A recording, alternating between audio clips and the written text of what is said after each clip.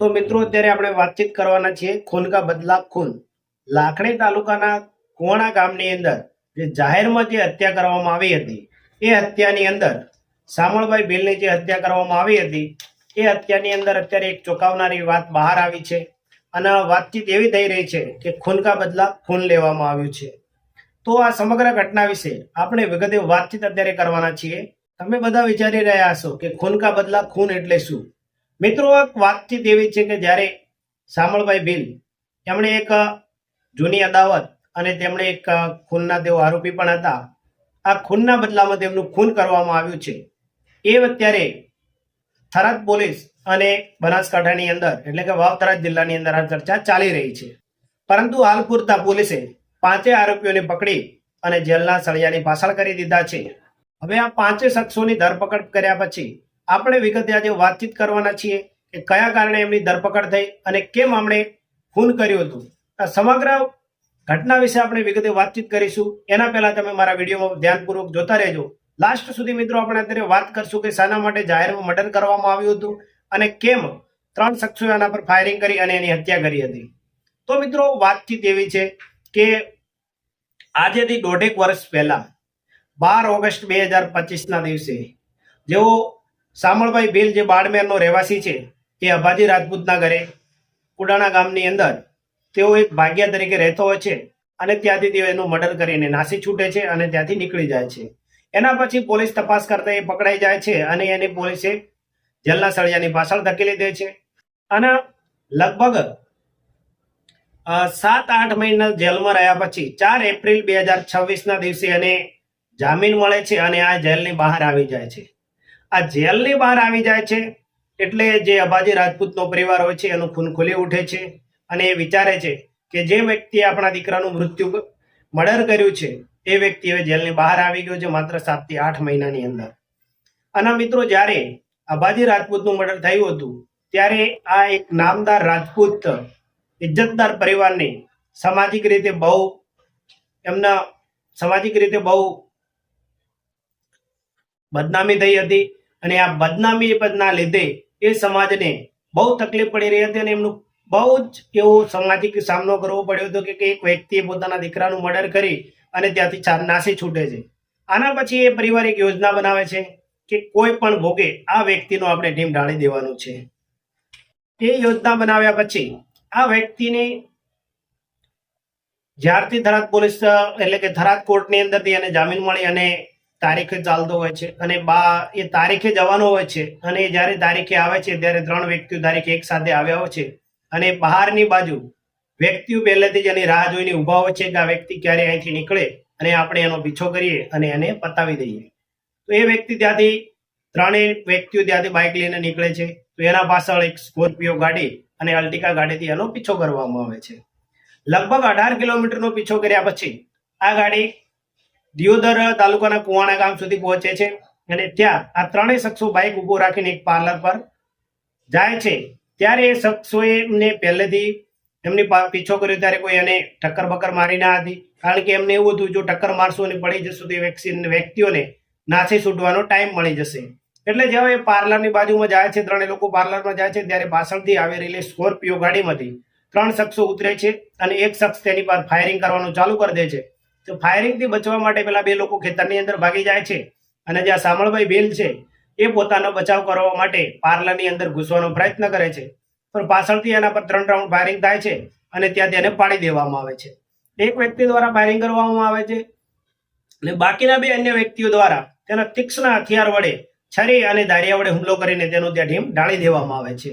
આ સમગ્ર ઘટના તમે કેમેરાની અંદર જોઈ છે કે સીસીટીવીની અંદર જ્યારે એક વ્યક્તિ દોડીને આવે છે અને 3 વ્યક્તિઓ તેના પર અચાનક હુમલો કરી દે છે અને ત્યાં તેનું ઢીમ ઢાળીને ત્યાંથી નીકળી જાય છે. આના પછી થરાદ પોલીસ એક્શનમાં આવે છે અને લગભગ અલગ 10 ટીમો બનાવી અને ચેકિંગ ચાલુ કરી દે છે, કારણ કે જે હત્યા થઈ એ વ્યક્તિ પણ બહાર નો હતો. આ મર્ડરની યોજના બનાવવાની અંદર 5 વ્યક્તિઓ સામેલ હોય છે. એમાં અભાજીના સગા પિતાશ્રી, એમના સગા ભાઈ અને એમના કાકાશ્રી અને એમના 2 કુટુંબિક ભાઈઓ હોય છે. તો મિત્રો આ સમગ્ર ઘટનાને અંજામ આપનાર 5 વ્યક્તિઓના નામ આ પ્રમાણે છે. પ્રથમ જે કિરણભાઈ સુજાભાઈ ગોહિલ જે અભાજીભાઈના ભાઈ છે. બીજા છે સુજાભાઈ પબાજી ગોહિલ, એ અભાજીભાઈના કાકાશ્રી છે અને શિવાજી પબાજી ગોહિલ એ એમના કાકાશ્રી છે ને મહેશભાઈ ગોહિલ એ એમના કુટુંબિક ભાઈ છે. ભરતભાઈ ગોહિલ એ પણ એમના કુટુંબિક ભાઈ છે. આ પાંચે વ્યક્તિઓ મળીને આ શામળભાઈ ભીલની હત્યા કરી અને હત્યા પાછળનું કારણ માત્ર ને માત્ર અભાજી રાજપૂતનું જે એમણે આ ખૂનના બદલા વિશે થરાદ જિલ્લાના એસપી એકવાર આપણે એમને સાંભળી લઈએ અને એના પછી આ મુદ્દા પર આપણે વિગતે વાતચીત આગળ કરવાના છીએ મિત્રો.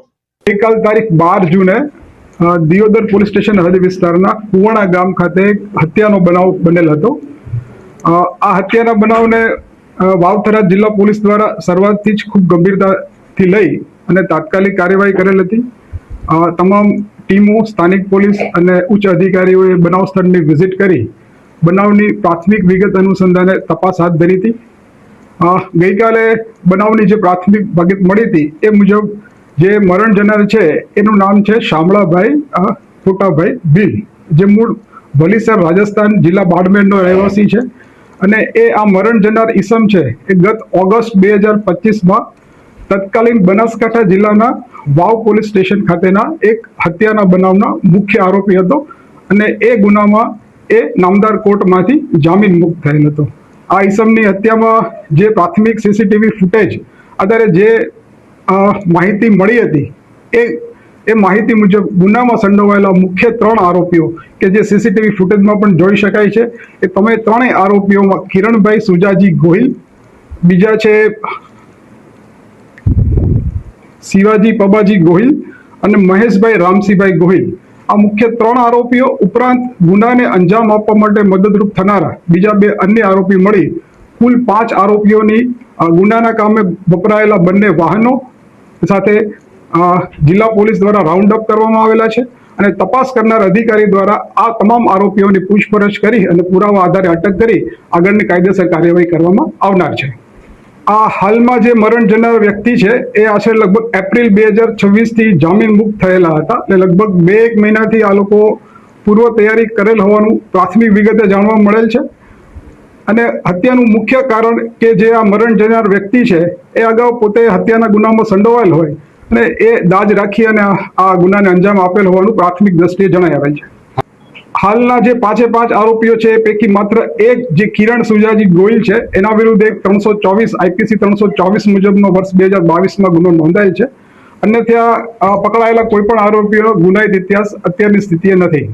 મેં આપને કીધું એમ શરૂઆતથી જ વાવ-થરાદ જિલ્લા પોલીસ દ્વારા જે બનાવની ગંભીરતા આધારે મુખ્ય 2 પ્રકારની ટીમો કે જેમાં એક ટેકનિકલ સર્વેલન્સ, એમાં અમારું જિલ્લાનું જે વિશ્વાસ સીસીટીવી કેમેરા નેટવર્ક છે એમાં નેત્રમ જિલ્લા નેત્રમની ટીમ અને ત્રિનેત્રની જે ગાંધીનગર સ્ટેટ કમાન્ડ અને કંટ્રોલની ત્રિનેત્રની ટીમ ઉપર ટેકનિકલ સર્વેલન્સ રાખવા માટે એક ટેકનિકલ ટીમો ઉપરાંત આ ટેકનિકલ સર્વેલન્સના આધારે કામ કરવા માટે ફિલ્ડની અલગ અલગ 10 ટીમો મળી અને કુલ 13 ટીમો સાથે આ કામગીરી કરવામાં આવેલી છે.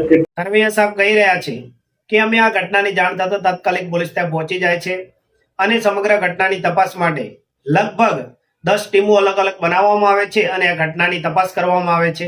જ્યારે આ લોકોને ગણતરીના કલાકોમાં ઝડપી પાડવામાં આવે છે ત્યારે 5 શખ્સોને પૂછવામાં આવે છે કે કયા કારણે હત્યા કરી હતી, શું હતું, એ બધું પૂછપરછમાં ત્યારે એમની સામે આવે છે કે અમારા સગા ભાઈ થયો છે અને આ 5 વ્યક્તિઓ છે એમાંની માત્ર એક જ વ્યક્તિ પર ગુનાહિત કૃત્યનો કેસ દાખલ છે. બાકી અન્ય કોઈ વ્યક્તિ પર હજી સુધી કોઈ ગુનો, મર્ડર કે એવા અન્ય કોઈ પણ જાતના ગુના દાખલ નથી. માત્ર ને માત્ર ખૂનનો બદલો લેવા માટે કરીને ખૂન કરવામાં આવ્યું છે.